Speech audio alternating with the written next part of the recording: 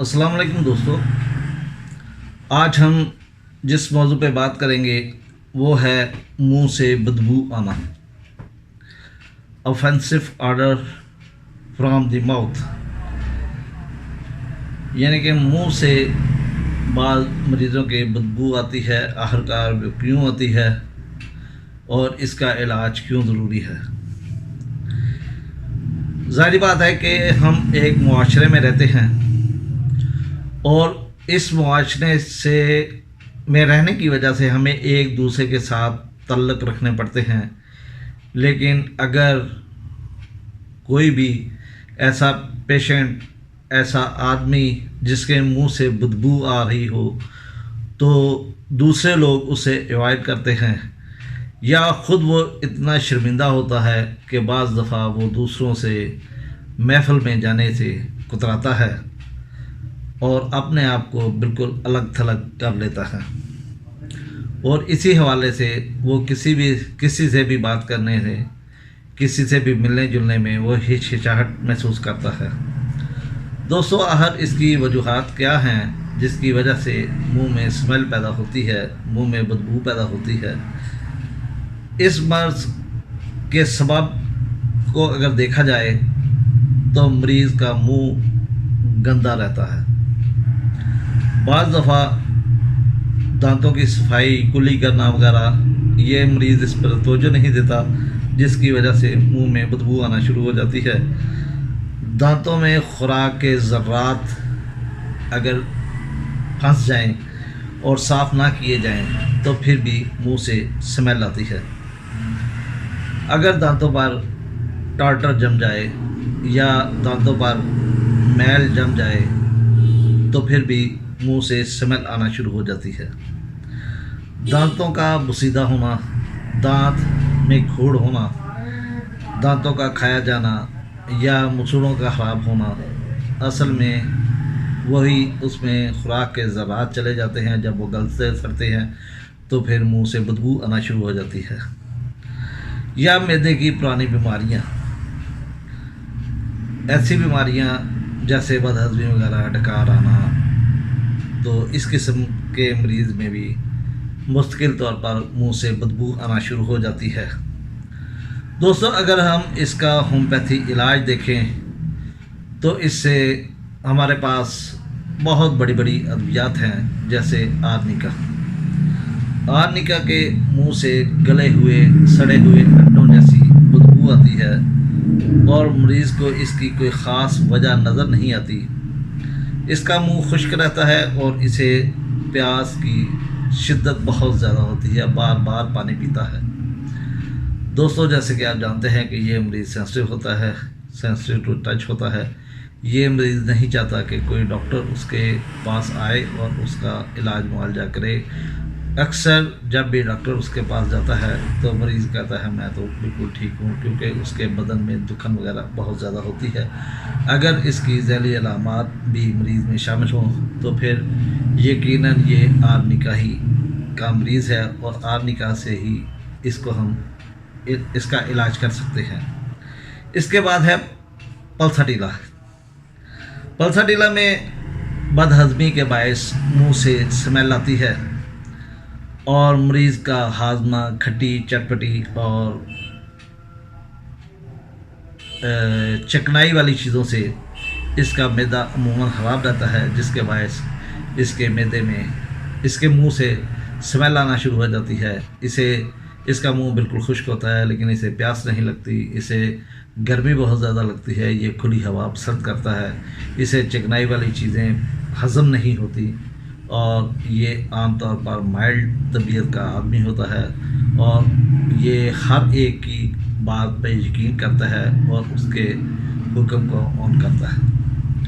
اگر اس قسم کا مریض ہو تو ہم پلساٹیلا دے کر اسے ٹھیک کر سکتے ہیں۔ اس کے بعد ہے اسپائیجیلیا۔ اسپائیجیلیا کی زبان کٹی پھٹی ہوتی ہے، اور زبان کٹی پھٹی ہونے کے باعث مریض کے منہ سے بدبو آنا شروع ہو جاتی ہے، اور زبان کا پچھلا حصہ اور مسوڑوں میں شدید درد ہوتا ہے۔ اس دعا کے مریض کو خود بدبو محسوس نہیں ہوتی، یہ اسمیل مریض کو خود محسوس نہیں ہوتی۔ تو اگر اس قسم کا مریض ہو تو ہم اسے اسپائجیلیا دے کر اسے ٹھیک کر سکتے ہیں، اس کی منہ کی اسمیل ختم کر سکتے ہیں۔ سلیشیا، جیسے آپ جانتے ہیں کہ سلیشیا میں اکثر مسوڑوں میں پیپ وغیرہ پیدا ہو جاتی ہے اور مسوڑے خراب ہونے کی وجہ سے اس کے منہ سے اسمیل آتی ہے، اور جیسا کہ آپ جانتے ہیں کہ ماس خوراک کے لیے سلیشیا ایک بہت زبردست دوا ہے۔ دوستو اس کے ساتھ اس کا بدبودار پسینہ اور اس کو سردی لگنا اور کانسٹیپیشن ہونا بھی اگر دیکھ لیا جائے تو سلیشیا کنفرم ہو جاتی ہے، اور ہم اس دوا سے مریض کی یہ والی شکایت دور کر سکتے ہیں۔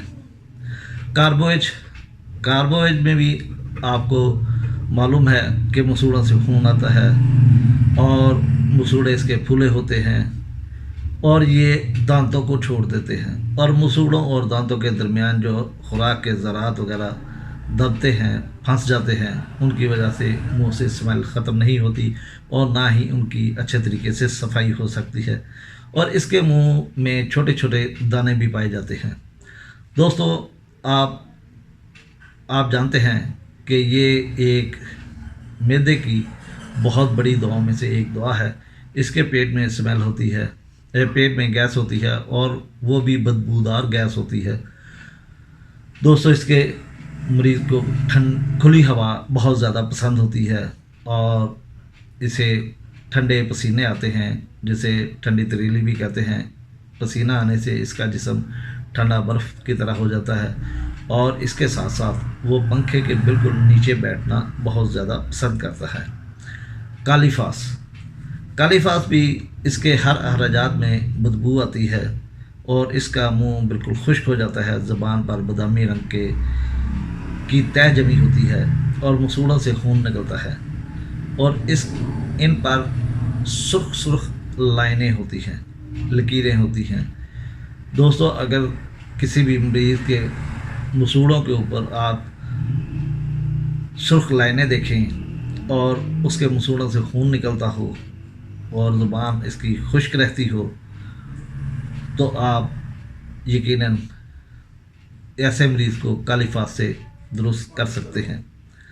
اس کے بعد کریوزوٹ بھی آپ جانتے ہیں کہ اس کے دانت بہت جلدی بسیدہ ہونا شروع ہو جاتے ہیں، اور بہت جلدی سے اس کے دانتوں میں کھوڑے پڑنا شروع ہو جاتی ہیں۔ اس کے دانتوں پر بھی سیاہ رنگ کے نشان بن جاتے ہیں، اور مسوڑے بالکل اسفنج کی طرح پھولے ہوئے ہوتے ہیں، اور پھر ان میں جب ذرات بنتے ہیں اور ان کی صفائی اچھے طریقے سے نہیں ہو سکتی تو یہ ان کے منہ سے بدبو آنا شروع ہو جاتی ہے۔ اگر اس قسم کا مریض ہو تو ہم کریوزوٹ دے کر اسے شفا یاب کر سکتے ہیں۔ مرگ سال بھی آپ جانتے ہیں کہ مرگ سال بھی دانتوں کے لیے بہت ایک اچھی دوا ہے، اور اس میں بھی زیادہ مسوڑوں کے زیادہ امراض ہوتے ہیں، خاص طور پر ماسکورا وغیرہ، اور اس میں دانتوں میں پھوڑیں بھی بنتی ہیں، اور اسے گرم اور ٹھنڈی دونوں چیزیں تکلیف کا باعث ہوتی ہیں۔ اس کے منہ سے راڑ ٹپکتی ہے جو عام طور پر رات کو زیادہ ہوتی ہے۔ اس کے مریض کو پیاس زیادہ لگتی ہے، حالانکہ زبان اس کی تر رہتی ہے۔ اس کے جسم پر مسلسل پسینے کی ایک لیئر ہوتی ہے۔ اگر آپ اس کے جسم کو ٹچ کریں تو آپ کو جسم پر نمی محسوس ہوگی۔ دوستو اگر اس قسم کا مریض ہو تو ہم مرگ سال دے کر اسے منہ کی بدبو سے چھٹکارا دلا سکتے ہیں۔ نائٹرک ایسڈ کی زبان پر دانے نکلے ہوتے ہیں، زبان کے کناروں پر دانے ہوتے ہیں، اور تالو میں زخم ہو جاتے ہیں۔ اس کے دانت ہلنا شروع ہو جاتے ہیں، یعنی کہ مسوڑے دانتوں کو چھوڑ دیتے ہیں۔ منہ میں تھوک کی زیادتی ہوتی ہے، اور مسوڑے نرم اور اسفنج کی طرح نرم ہوتے ہیں، اور ان میں سے خون بھی نکلتا ہے۔ آپ جانتے ہیں کہ نائٹرک ایسڈ کا مریض بہت زیادہ غصہ کرتا ہے، اس کے پیشاب سے اسمیل آتی ہے، اور اس کی زبان کے اوپر درمیان میں ایک کٹ لگا ہوتا ہے، ایک لکیر ہوتی ہے، جس سے نائٹرک ایسڈ کی پہچان آسان ہو جاتی ہے۔ دوستو اس کے بعد نکس میکا کی باری آتی ہے۔ نکس میکا میں بھی آپ جانتے ہیں کہ یہ معدے کے لیے ایک بہت بڑی دواؤں میں سے ایک دوا ہے۔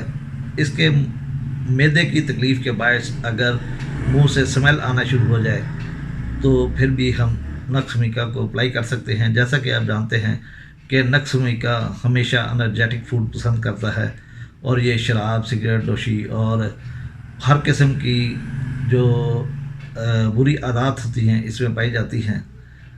तो अगर कोई तम्बाकू नोशी और शराब नोशी का रसिया हो और उसके मुंह से स्मेल आए तो हम बहुत आसानी के साथ नक्समिका की चॉइस कर सकते हैं। नक्समिका में ज़ुबान आमतौर पर सामना हिस्सा इसका साफ़ होता है और ज़ुबान की जड़ में मैल की तह होती है और ये मरीज़ गुस्से वाला होता है, इसे सर्दी ज़्यादा लगती है और ये चिड़चिड़ापन इसमें बहुत ज़्यादा पाया जाता है। इसकी नींद पूरी नहीं होती, चाहे वो ये जितनी देर मर्जी सो जाए, लेकिन जब भी ये सुबह उठता है तो ये थका मांदा होता है और एक परेशान हाल मरीज़ होता है।